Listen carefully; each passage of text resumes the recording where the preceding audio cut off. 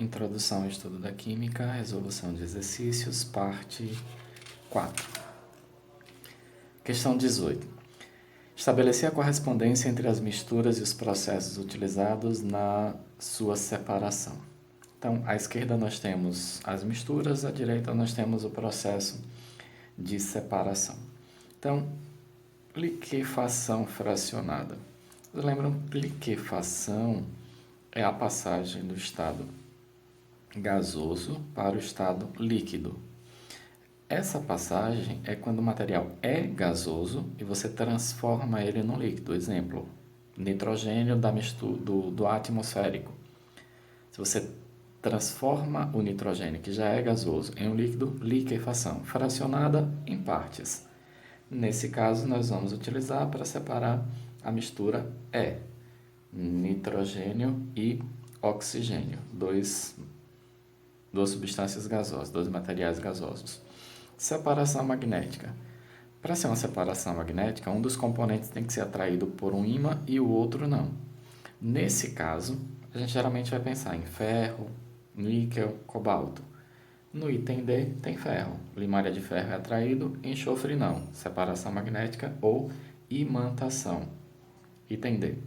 Destilação fracionada, que é um processo de separação para misturas homogêneas que envolvem líquidos, componentes líquidos.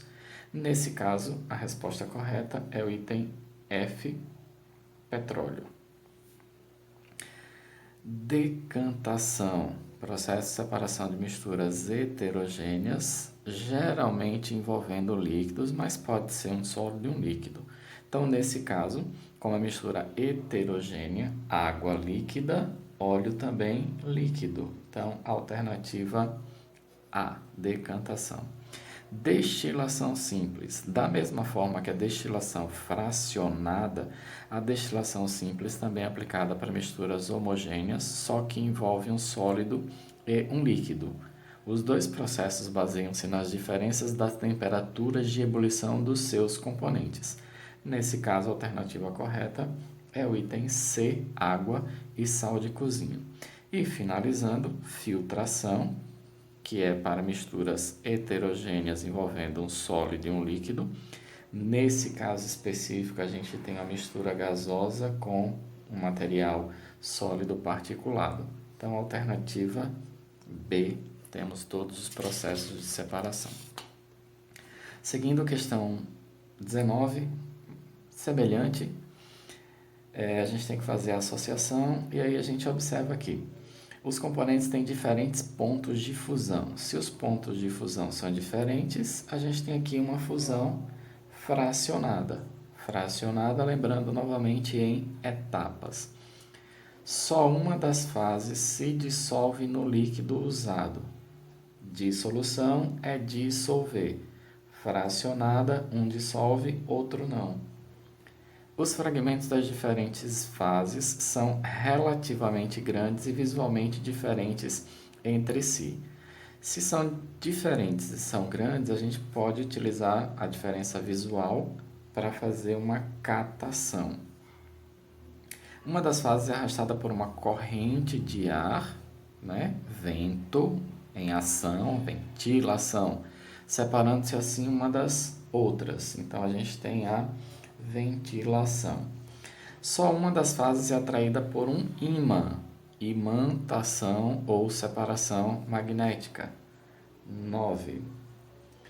Todos os sólidos são solúveis no líquido utilizado. Aí a gente tem uma cristalização. As fases estão reduzidas a grãos de diferentes tamanhos. Grãos de diferentes tamanhos, aí os poros da peneira vão reter o mais grosso, cascalho, por exemplo, uma mistura de areia, e vai permitir o mais fino. Então, nós temos uma peneiração ou tamização. Na sequência, uma das fases é arrastada por uma corrente de água, separando-se assim das outras. Corrente de água, levigação, que é 6.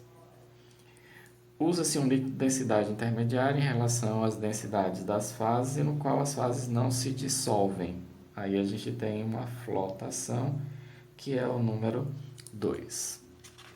Passando para a próxima questão, a 20. O esquema que segue refere-se às etapas de tratamento de esgoto doméstico. E a gente tem, considerando-se as etapas 1, 2, 3 e 4, o processo de tratamento de esgoto envolve, respectivamente, as etapas. Bom, inicialmente, o esgoto vai para ETE, Estação de Tratamento de Esgoto, e aí tem a separação de lixo nas peneiras.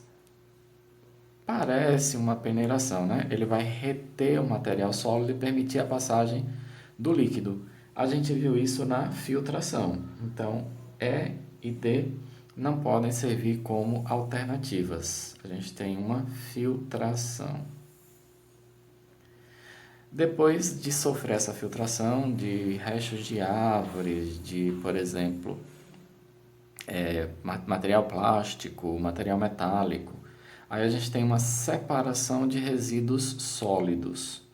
Nesse caso, a gente tem uma floculação, separação de resíduos sólidos. Aqui a gente poderia dizer que é uma sedimentação.